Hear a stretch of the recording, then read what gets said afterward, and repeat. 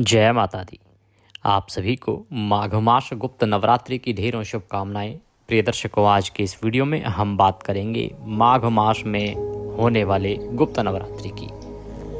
नवरात्रि कब से आरंभ हो रही है, कब समाप्त होगी, नवरात्रि के 9 दिनों में किस प्रकार से आप देवी की आराधना कर सकते हैं। गुप्त नवरात्रि के 9 दिनों में माता की 10 महाविद्याओं की पूजा की जाती है। किस दिन कौन सी महाविद्या की पूजा होगी, कैसे पूजा करनी है, प्रतिदिन की पूजा कैसे करनी चाहिए, चौकी कब स्थापित करनी है, कैसे स्थापित करनी है, शुभ मुहूर्त क्या रहेगा। साथ ही बताएंगे आपको कि कैसे इन 9 दिनों में से 8 दिन सर्वार्थ सिद्ध योग रहने जा रहा है, किस प्रकार से इसका लाभ ले सकते हैं, इन 9 दिनों में माता की पूजा कैसे करनी चाहिए।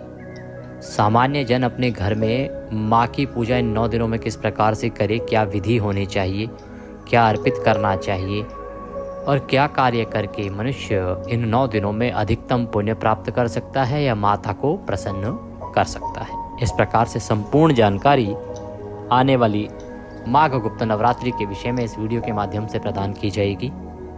आपसे निवेदन है कि वीडियो यदि थोड़ा सा भी उपयोगी लगे तो कृपया उसे एक बार लाइक अवश्य कर दीजिएगा, जितना हो सके शेयर कीजिएगा, जिससे कि सभी लोगों तक यह सही जानकारी पहुंचे, शास्त्रीय जानकारी पहुंचे। माता की कृपा प्राप्त करने के लिए और माता रानी की प्रसन्नता के लिए कमेंट बॉक्स में अवश्य लिखिएगा जय माँ काली।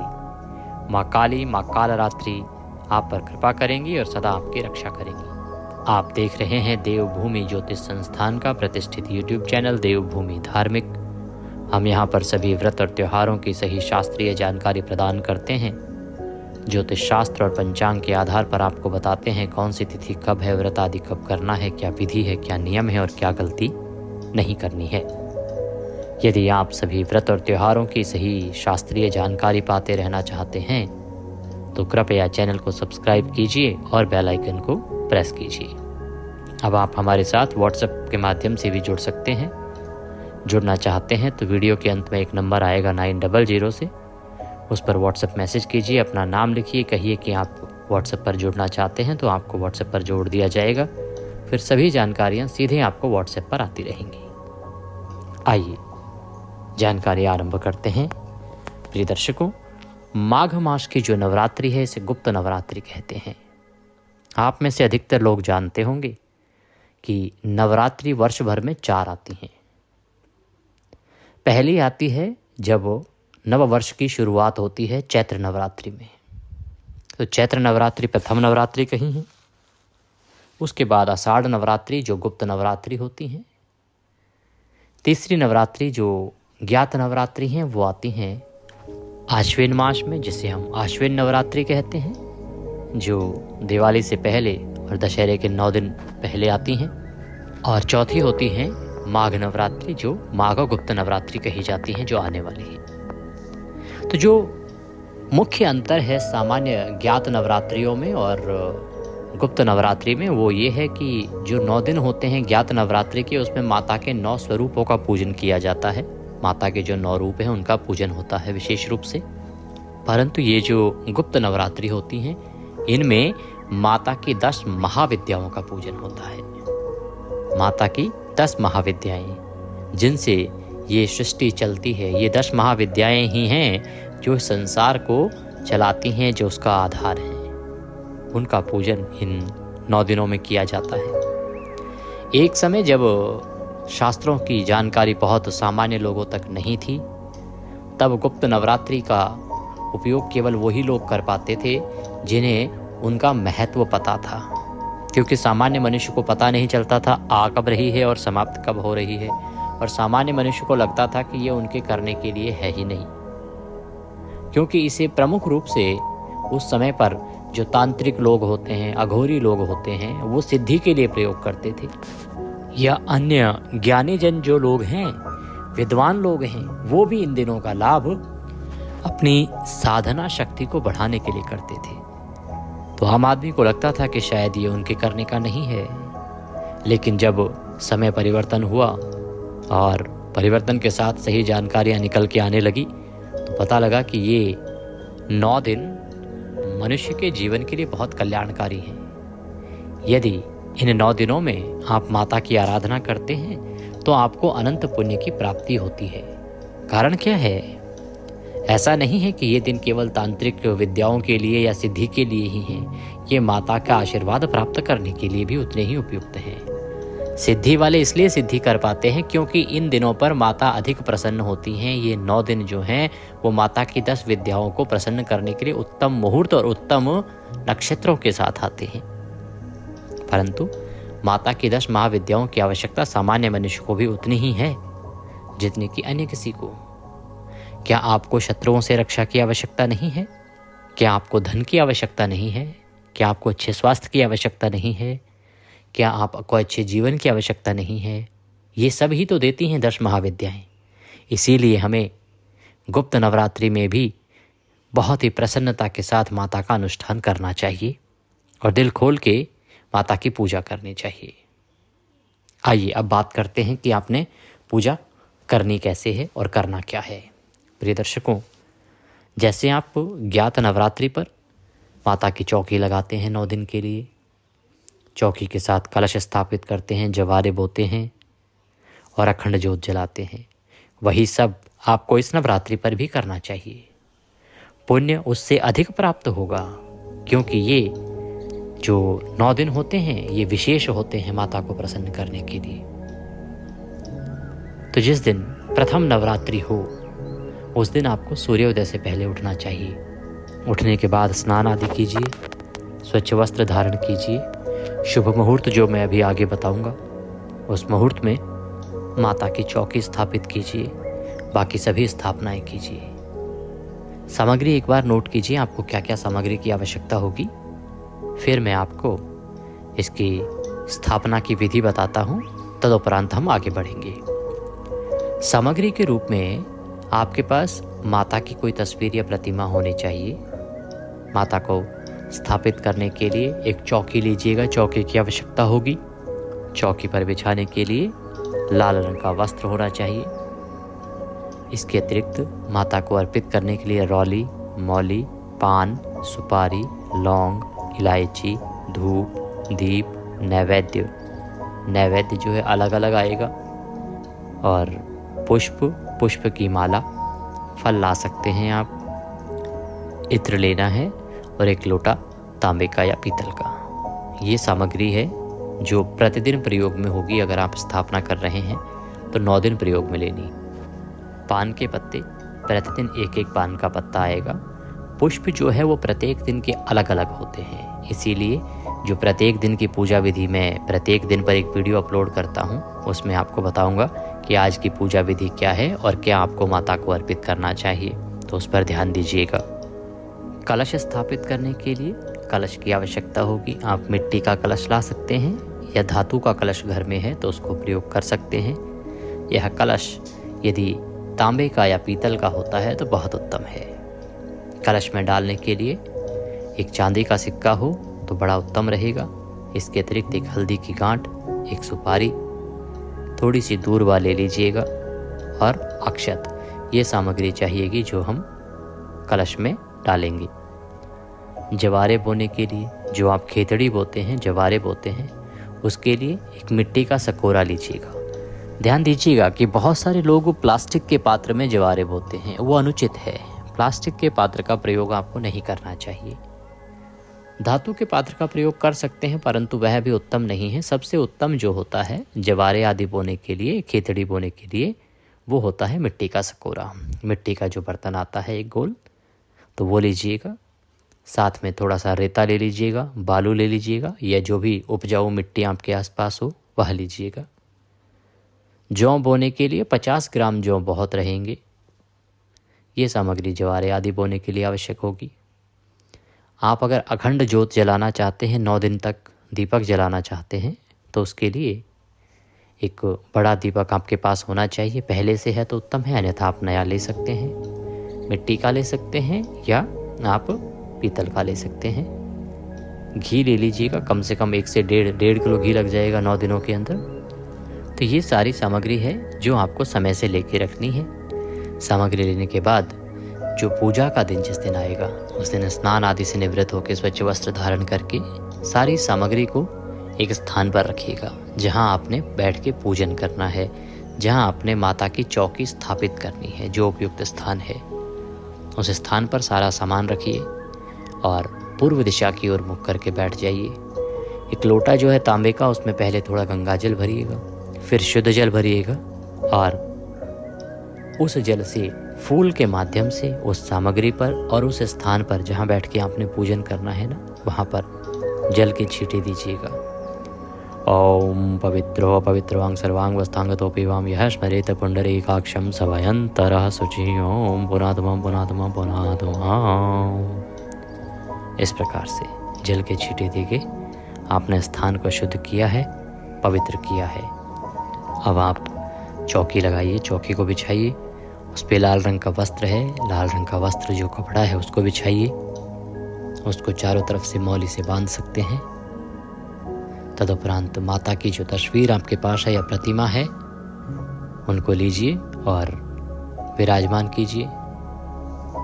उनके सामने आप जोत रखेंगे, घी की दिए की जोत अगर जला रहे हैं तो सीधे हाथ की ओर रखिएगा। यहाँ पर दीपक 2 प्रकार के रखे जाएंगे। एक अखंड जोत आप जला रहे हैं वह रखिएगा पहले। अखंड जोत रखने से पहले उसे आसन के रूप में या तो थोड़े से चावल रख दीजिएगा या गेहूं रख दीजिएगा और कुछ ना हो तो पुष्प रख दीजिएगा। उसके ऊपर ही जोत को रखना है। जोत कभी भी जो है ना, दिया जो रखते हैं आप भगवान के प्रति, वो कभी भी सीधा नीचे नहीं रखा जाता, उसको आसन देने की आवश्यकता है, उसे आसन अवश्य देना चाहिए। जोत रखने के बाद कलश की स्थापना होगी। कलश को रखने के लिए जो पात्र है आपका, उसमें पहले सामग्री को डालिए। सारी सामग्री डाल के उसमें गंगा जल अवश्य डालिएगा, फिर शुद्ध जल भरिएगा। इसको स्थापित कहाँ करना है?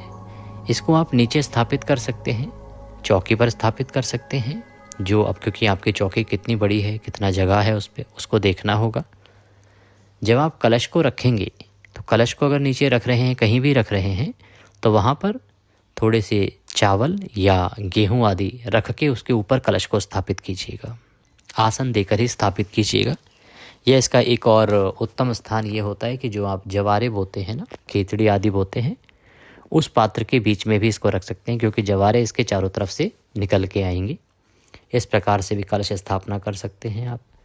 तो जवारे बोने का जो पात्र है आपका, उसको पहले अच्छे से धो लीजिए, फिर उसमें मिट्टी डालिए। मिट्टी डालने के बाद थोड़ी मिट्टी बचा के रखिएगा। जो आपने जौ उसमें बोने हैं ना, उन जौ को कम से कम 15 मिनट के लिए पानी में भिगो के रख दीजिए। किसी कटोरी में पानी में जौ को भिगो दीजिए। इसके 2 लाभ होंगे। एक तो वो अंकुरित आसानी से हो जाएंगे, गीले होंगे तो। दूसरा, इसमें क्या होगा कि जो खराब जौ होंगे ना, जो बोने लायक नहीं होंगे, जिनमें कीड़ा लगा हुआ होगा, वो पहले ही पानी में ऊपर तैर के आ जाएंगे। जो जौ ऊपर तैर के आ जाएं, इसका मतलब ये है कि वो खराब जौ हैं, उनको नहीं बोना है। तो उनको पहले ही आप हटा के निकाल के रख दीजिए उसमें से। जो जौ नीचे पानी में बैठे रहें, उन्हीं को आपने उसमें डाल देना है मिट्टी के ऊपर। और फिर एक छोटी हल्की लेयर, बारीक लेयर के साथ थोड़ी थोड़ी मिट्टी और उसके ऊपर डाल देनी है। इस प्रकार से जवारे बोने हैं। अगर कलश उसके बीच में रख रहे हैं तो जौ को इस प्रकार से बोइएगा उसमें कि बीच की जो जगह है ना कलश वाली, उसको थोड़ा सा खाली छोड़ दीजिएगा और उसमें फिर आप कलश को स्थापित कर दीजिएगा। इस प्रकार से ये सब जो जगह है मैंने आपको स्थापित की बता दी है, कैसे कहाँ कहाँ किसको कैसे रखना है। स्थापना की विधि क्या है, पूजा की विधि क्या है, मैं आज ही आपको पूजा की विधि का पूरा वीडियो अपलोड कर रहा हूँ। उसमें पूजा की विधि अवश्य ही देख लीजिएगा। यहाँ मैंने आपको स्थापना विधि बता दी है। अब बात ये आती है कि जो नवरात्रि है, ये अनुष्ठान करना कितने दिन का है। ये 8 दिन का होना चाहिए या ये 9 दिन का होना चाहिए या ये 10वें दिन पर विसर्जन होना चाहिए। प्रिय दर्शकों, जो नवरात्रि होती है ना, इसका नाम ही है नवरात्रि, अर्थात माता की पूजा 9 रात्रि तक होनी चाहिए। अगर कभी कोई एक तिथि घट बढ़ रही हो तो बात अलग होती है, अन्यथा प्रतिपदा से और नवमी तक ये पूजा होनी चाहिए। अच्छा, इस वर्ष जो 2026 की अगर हम बात करें तो इस वर्ष माघ नवरात्रि पूरी होने जा रही है, अर्थात पूरे 9 दिन की नवरात्रि होगी। अब बात आती है जी कि इन 9 दिनों में हमें करना क्या चाहिए, कैसे हमें माता की पूजा करनी चाहिए। एक तो ये हो गया कि आपने चौकी स्थापित करी, अखंड ज्योत जलाई, माता की कलश स्थापित किया। अब आप प्रतिदिन की पूजा करेंगी, प्रतिदिन माता की पूजा करेंगी। पूजा के अतिरिक्त और क्या कर सकते हैं? पूजा के अतिरिक्त आपको जो करना चाहिए, आप एक पाठ निर्धारित कीजिए कि आप 9 दिनों में माता का ये अनुष्ठान करेंगे। सर्वोत्तम होता है कि आप माता का दुर्गा सप्तशती का पाठ कीजिए। अब स्वयं सबके लिए पढ़ना संभव है नहीं, तो इसके लिए हम आपको पूरा पाठ सुनाते हैं। नवरात्रि के 9 दिनों में हम आपको दुर्गा सप्तशती का पूरा पाठ सुनाते हैं। इसके सभी अध्याय पूरे किए जाते हैं एक अनुष्ठान के रूप में, और अंतिम दिन पर इसकी पूर्णता होती है। तो आप नियम ले लीजिए दुर्गा सप्तशती सुनने का, और प्रतिदिन हमारे चैनल पर दुर्गा सप्तशती का अध्याय सुनिए। इस प्रकार से पूरे नवरात्रि में हम आपका अनुष्ठान पूर्ण करा देंगे। दूसरा, आप 9 दिनों में प्रतिदिन दुर्गा रक्षा कवच का नियम ले सकती हैं कि आप प्रतिदिन दुर्गा रक्षा कवच पढ़ेंगे या सुनेंगी। बड़ा कल्याणकारी है। आप चाहें तो प्रतिदिन दुर्गा चालीसा का भी नियम ले सकती हैं, परंतु जब नियम लेंगे तो आपको प्रतिदिन 9 दिन तक वो करना है। तो कोई भी पाठ आप कर सकते हैं। ये ऐसे पाठ हैं जो बहुत अधिक कल्याणकारी हैं।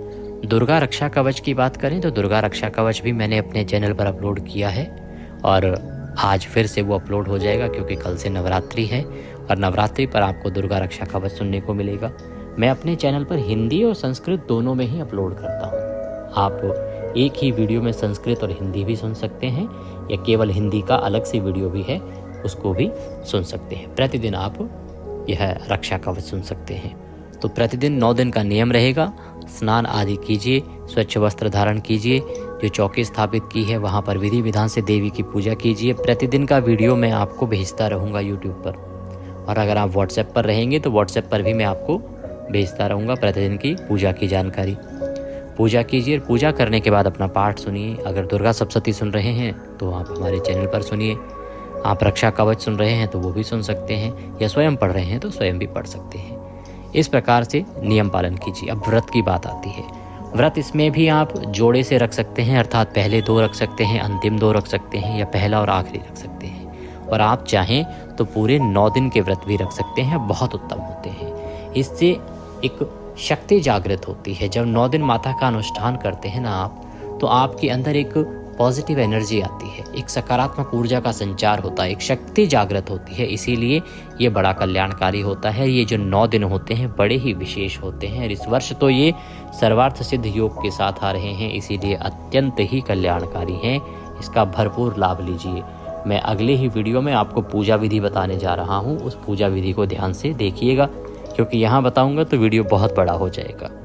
अब प्रश्न ये उठता है कि ये जो नवरात्रि है इसकी शुरुआत कब से हो रही है और कब समाप्त हो रही है। तो प्रिय दर्शकों, माघ नवरात्रि जो होती है, माघ गुप्त नवरात्रि, ये माघ मास के शुक्ल पक्ष की प्रतिपदा तिथि से आरंभ होती है।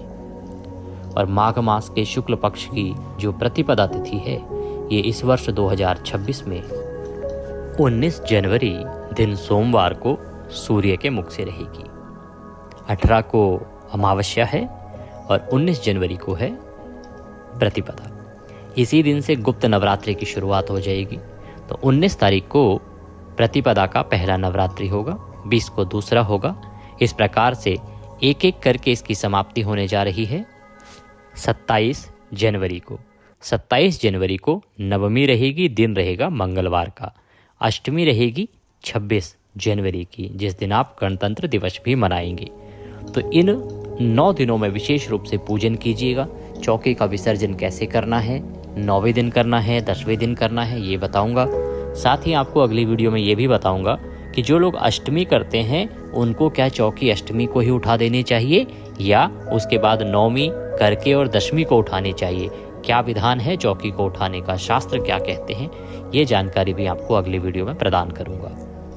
बात करते हैं शुभ मुहूर्त की कि आपने चौकी स्थापना कब करनी है। तो प्रिय दर्शकों, घट स्थापना के लिए, कलश स्थापना के लिए सर्वोत्तम समय रहेगा 19 तारीख को सुबह 7:14 से और 10:46 तक। इसके बाद अभिजीत मुहूर्त रहेगा दोपहर को 12:11 से और 12:53 तक। तो इस समय का लाभ लीजिए, क्योंकि इन नवरात्रि में प्रतिदिन विशेष योग रहने वाला है। जैसे 19 को सर्वार्थ सिद्धि योग है, 20 को द्विपुष्कर योग है, राजयोग है, 21 को राजयोग रवि योग रहेगा, रवि योग 22 को भी रहेगा, कुमार योग और रवि योग जो कल्याणकारी होता है वो 23 को भी है। साथ ही 25 को सर्वार्थ सिद्ध योग रहेगा और 27 को फिर से सर्वार्थ सिद्ध योग आएगा। तो ये जो 9 दिन है बहुत ही अद्भुत होने जा रहे हैं। जितना हो सके इनका लाभ लीजिए और चैनल के साथ जुड़े रहिए। अगर नए हैं तो सब्सक्राइब करते जाइएगा। अगर हमारे निमित्त दक्षिणा आदि कुछ भी भेजना चाहते हैं तो आपकी स्क्रीन पर नंबर आ रहा होगा 900 से, उस पर दक्षिणा आदि भेज सकते हैं। साथ में QR कोड भी दिया है तो उसको स्कैन करके भी भेज सकते हैं। पूजा विधि के लिए अगला वीडियो देखना ना भूलिएगा। माता रानी सब पर कृपा करें। जय माता दी।